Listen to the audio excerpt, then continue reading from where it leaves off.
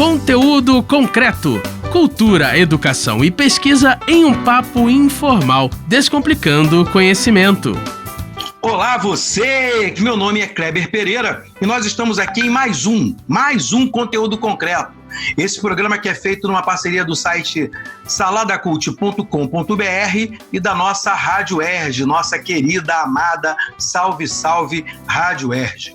Nós estamos aqui hoje para conversar sobre um assunto que é de suma importância, um assunto que hoje, faz parte da nossa vida. Estamos vivendo aqui no ano de 2020, o ano que aconteceu de uma maneira diferente. Se você está ouvindo aí fora do tempo, na cápsula do tempo, fique sabendo que 2020, pandemia, a gente está aqui para bater um papo e vamos bater um papo sobre vírus. Esse inimigo invisível nessa guerra que não é tão invisível assim.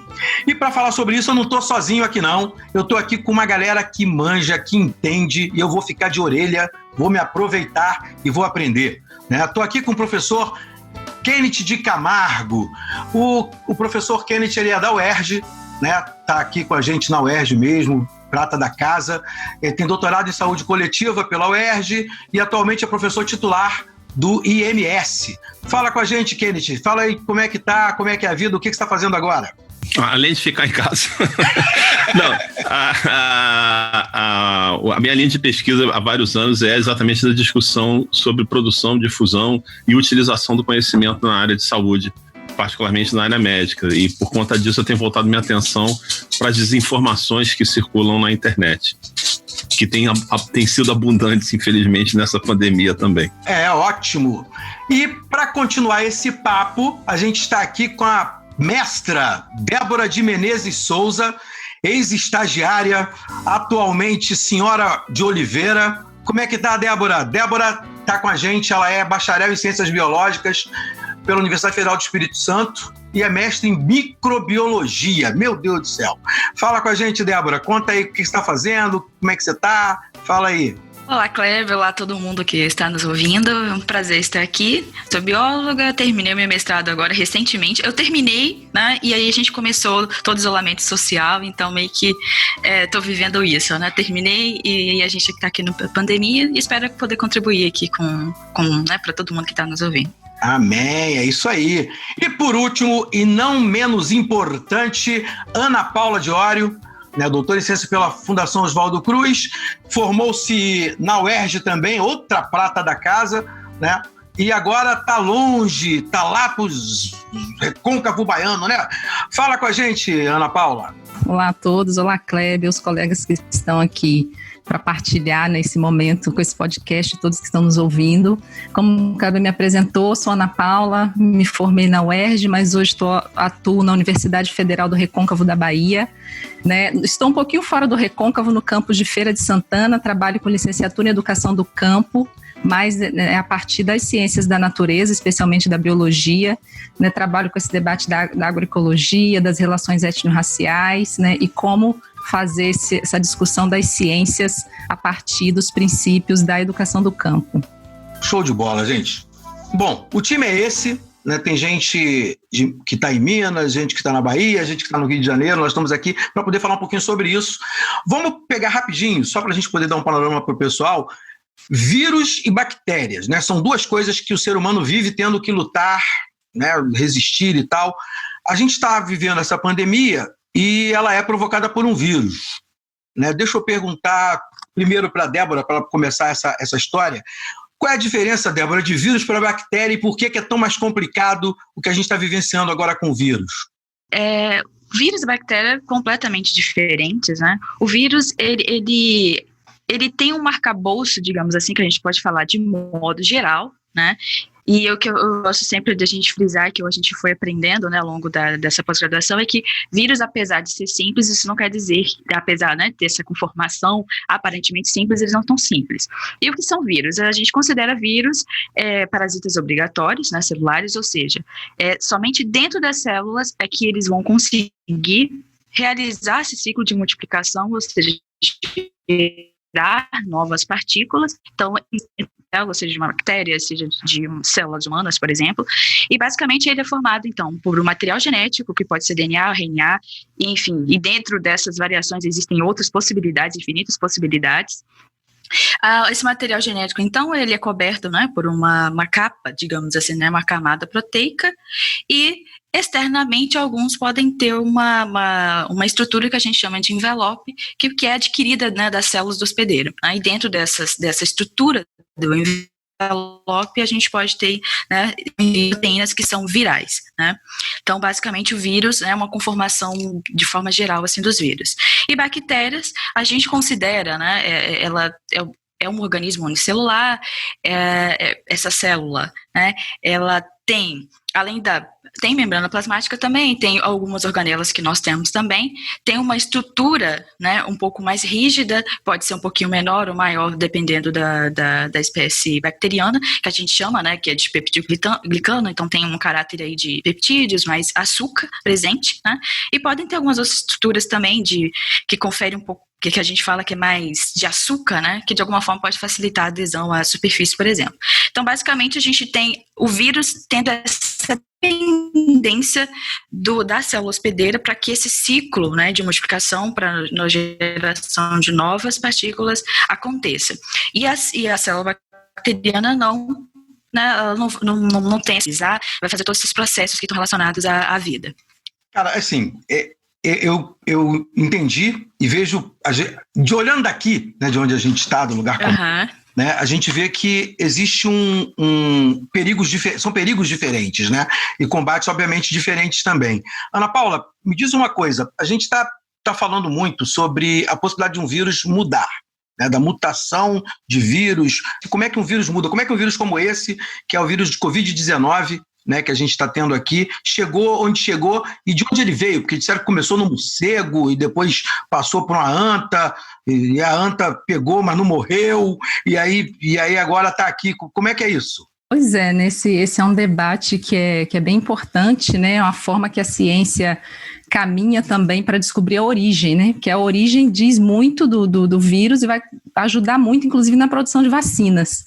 Então, em relação ao coronavírus, como o primeiro caso aconteceu na China, né? E observaram que essa pessoa tinha ligação, né? Tinha frequentado um mercado de carnes na China e na cidade de Wuhan, então começaram a fazer esse caminho, essa associação, né? Então, ainda não está comprovado, mas existe uma grande tendência, né, uma linha já da ciência que entende que esse vírus veio sim de animais, esses animais que provavelmente estavam em cativeiro nesse mercado, né, de alimentos na China, e por conta dessa mutação que o vírus sofre, dessas variações, né, que vão aparecendo novas cepas virais, né, novos subtipos de vírus, ele conseguiu em algum momento sair dessa cadeia, né, dos animais que acreditam, no caso do coronavírus, foram os pangolins, que são os mamíferos, né, talvez tenha alguma relação primeiro com morcegos e depois chegam até os pangolins, e provavelmente alguma dessa cepa modificada conseguiu,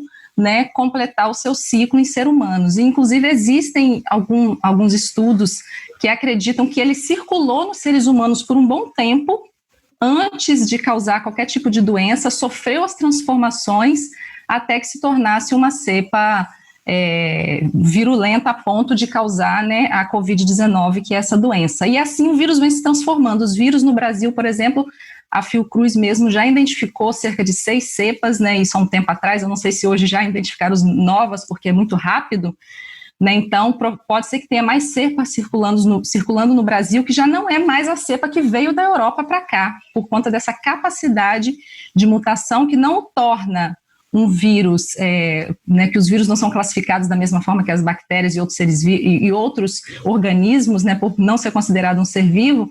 Então, talvez não um vírus novo, mas uma cepa nova, né, capaz de ser mais virulenta, por exemplo. Então, no Brasil, a gente já encontra cepas diferentes daquela que veio da Europa com a primeira pessoa contaminada, por exemplo. Kenneth, agora cabe a você tentar fazer as pessoas ficarem tranquilas para poder falar como é que a gente faz para trabalhar a lógica de imunização humana, né? A gente tem visto falar aí, tem um biólogo que tem falado bastante sobre isso, né? e sobre a questão do movimento que tem que ser feito, de que para você poder ficar imune tem que ter um negócio de imunidade de rebanho e tal, mas se muda tanto assim, se depende do ser humano e pode variar de cepa para cepa, como é que faz vacina, sobretudo quando as pessoas agora resolveram que não tem que ter vacina? Essa coisa é bastante complicada, né? Primeiro, eu acho que tem uma característica desse vírus em particular, é uma família, né, de coronavírus que já circulam há muito tempo e que causam normalmente sintomas leves de gripe, eventualmente diarreia, coisas desse tipo. A questão é que, como a Débora tinha falado, você tem vírus que tem o material genético deles, o DNA, e tem vírus que tem material genético RNA. Na maior parte dos seres vivos, o material genético é DNA, quase a totalidade, praticamente, né? E o DNA é transformado, ele é decodificado em RNA, e o RNA é usado para fazer proteína. O vírus RNA, ele injeta o RNA dentro da célula do hospedeiro. Esse RNA ele tem uma proteína chamada transcriptase reversa, que transforma esse RNA em DNA, ele é incorporado ao maquinário genético do hospedeiro, e aí começa a produzir réplicas do vírus. Isso é importante, esse detalhezinho, porque o vírus RNA tem uma capacidade de mutação muito maior do que os DNA. Eles sofrem mutações com uma velocidade muito maior, né? Essas mutações não necessariamente significam que vão ser viáveis ou que vão ser mais patogênicos ou vão ter mais capacidade de disseminação, mas como elas são em grande quantidade, a probabilidade de que novas formas de vírus com outros potenciais patogênicos surjam é muito grande, né? E com efeito, a gente sabe esse já é pelo menos o terceiro coronavírus com potencial epidêmico.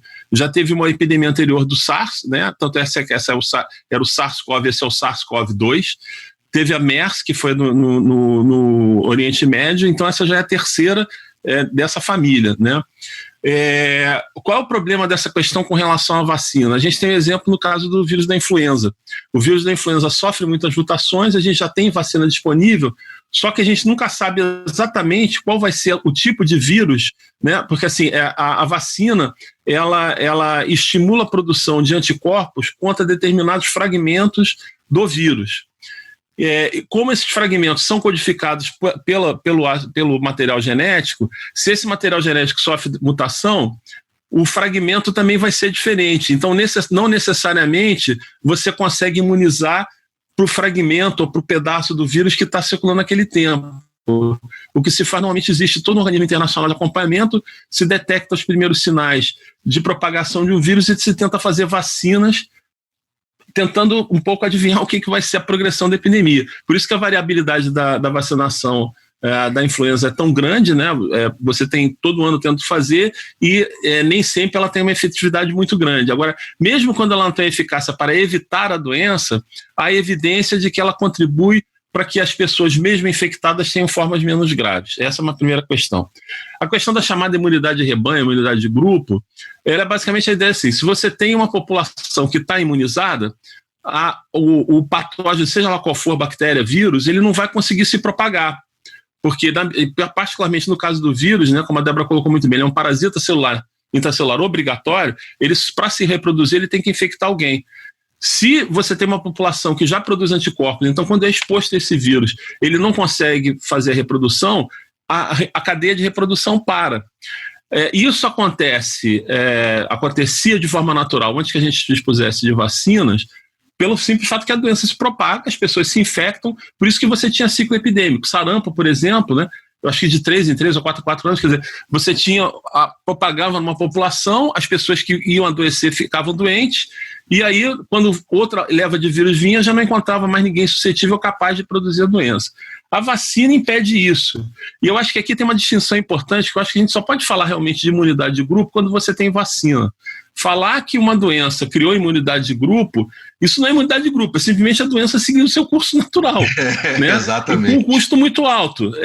Aí a gente tem que entender o risco que existe no fato das pessoas adoecerem. A vacina é para impedir que fique doente. Se você está deixando que elas fiquem doentes, você está voluntariamente incorrendo no risco, no caso agora, de uma letalidade que a gente não sabe quanto é que é, porque tem essa coisa, mas assim, que um número expressivo de pessoas adoecem de forma grave, parece que em torno de 20% das pessoas que desenvolvem sintomas graves, e um número variável aí de 1 a 5% chega a óbito.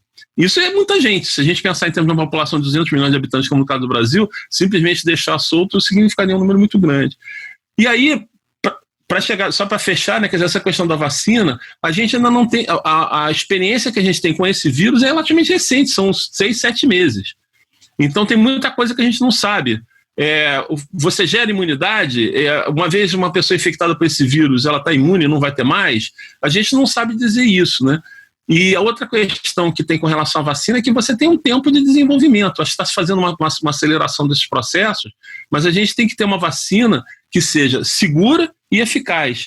E para garantir isso, só com ensaio clínico feito em população. Então também não adianta querer apressar esse negócio, sair com um produto que pode ou não funcionar, ou criar problemas mais graves do que resolver. Então a gente tem que ter um pouco de paciência e deixar que os testes prossigam na sua velocidade.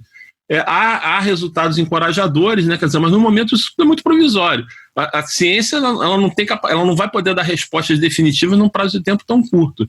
A gente precisa de acumular um pouco mais de experiência para poder fazer alguma afirmativa com mais certeza. A certeza que a gente tem no momento é que as medidas de distanciamento social, lavagem adequada de mão e uso de máscara em público, elas são bastante eficazes para reduzir a propagação da doença. E até um detalhe importante, só ressaltando essa questão de como que a gente não deve esperar essa imunidade de rebanho e esperar a vacina, né, e se cuidar até que a gente tenha ela, né, existindo como alternativa, a questão que mesmo quando a pessoa ela pega a doença, mas ela não morre, a gente tem que pensar que existem algumas consequências e que já está tendo alguns estudos mostrando que a gente ainda não tem a gente não sabe ainda os efeitos que tem mesmo após a pessoa aparentemente estar curada, mas existem algumas sequelas que mais com o passar do tempo é que a gente vai conseguir detectar neurológicas, né, problemas sanguíneos e uma série de outras questões que ainda está começando a surgir relacionado ao coronavírus. Então a vacina é muito importante porque evita também que a gente tenha a experiência da doença e ainda sequelas que podem, né, enfim, afetar nossa qualidade de vida. Alguns estudos já apontam para a possibilidade de lesão, pelo menos neurológica, cardíaca e pulmonar. É fantástico isso que vocês estão falando, né? A gente tem toda a ideia de tentar prevenir, de saber o que é, mas também tem a questão de depois que ela acontece, né? A gente tem aí uma população que a gente está vendo, por exemplo, no Rio de Janeiro, São Paulo, que o número de infectados é muito grande, né?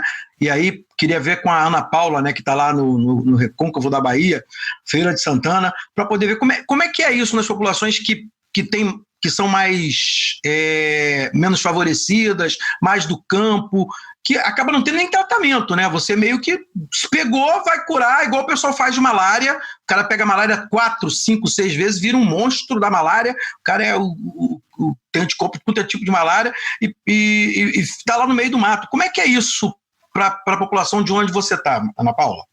Pois é, eu acho que esse é um outro campo que a gente precisa pensar para além do campo biológico e médico, né? Que é o campo social, que a pandemia se expande num país como o nosso, que é totalmente desigual, que é continental, que tem características muito diferentes, né, de um lugar para o outro. E isso é um ponto-chave também para que a ciência consiga caminhar para uma produção interessante de frear, né, a pandemia. Então, assim, a gente está vivendo agora, na verdade, a interiorização da pandemia. Isso até lembra um pouquinho o curso da AIDS também, que tem essa história, né, que teve a interiorização um pouco depois, tem um boom nos centros urbanos, então com a Covid-19 não está sendo diferente. E especialmente aqui, para a gente tentar entender como essas questões culturais são fortes, essa interiorização foi muito grande depois do São João, que é um feriado muito especial para os nordestinos. Então, por mais que os gestores tenham tentado controlar que as pessoas não se deslocassem, especialmente para as cidades ainda mais do interior, né, saindo de Salvador e da região metropolitana, não conseguiu, teve esse deslocamento, e a gente está sentindo agora um boom de casos nas cidades que nem tinham casos ainda, cidades bem menores, por conta desse deslocamento do feriado de São João. E aqui o agravamento, e aí para todo o Brasil de interiorização, é o acesso à saúde, né? Que a gente sabe que são cidades que não têm condições de acesso à saúde, né? É muito precário, apesar da gente, acho que a defesa do SUS tem que ser, né, todo dia, toda hora constante. Sem o SUS a gente teria, como, né, alguns médicos acreditam, seria uma barbárie. A gente sabe que o SUS ele é essencial, ele está dando conta de muitos casos, mas infelizmente, né, a gente não tem ainda um acesso universal da forma que a gente gostaria, especialmente no interior. Então, o que tem sido feito no interior é pensar outras estratégias, outras saídas, né? Então, especialmente a partir da agricultura familiar, desse debate da alimentação e dos cuidados, né, a partir dos conhecimentos da agroecologia. Então, tem sido também uma linha importante de debate para pensar o avanço da doença, mas o que a gente sabe que não é suficiente, né? A gente precisaria, de fato, de um acesso à saúde de qualidade. E isso agrava ainda mais quando a gente pensa o que está sendo discutido aqui, que é o efeito bumerangue. Então, começa a diminuir os casos na capital, especialmente Salvador, mas com o agravamento dos casos no interior, as pessoas precisam se deslocar do interior para a capital e devolve para a capital de novo, talvez uma segunda, uma terceira onda de casos. Então, é muito complexo, né? Não é fácil, por isso que a gente precisa, de fato, da ciência, as universidades, as fundações, os institutos, os cientistas à frente desse processo, debatendo a melhor forma que a gente trata, e especialmente num país como o nosso, com tantas especificidades, né?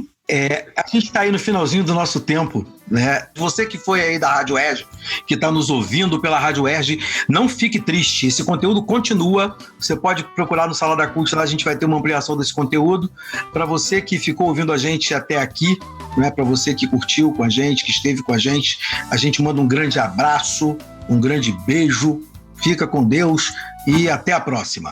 Conteúdo concreto. Produção Rádio UERJ e Salada Cult. Realização Centro de Tecnologia Educacional, CTE.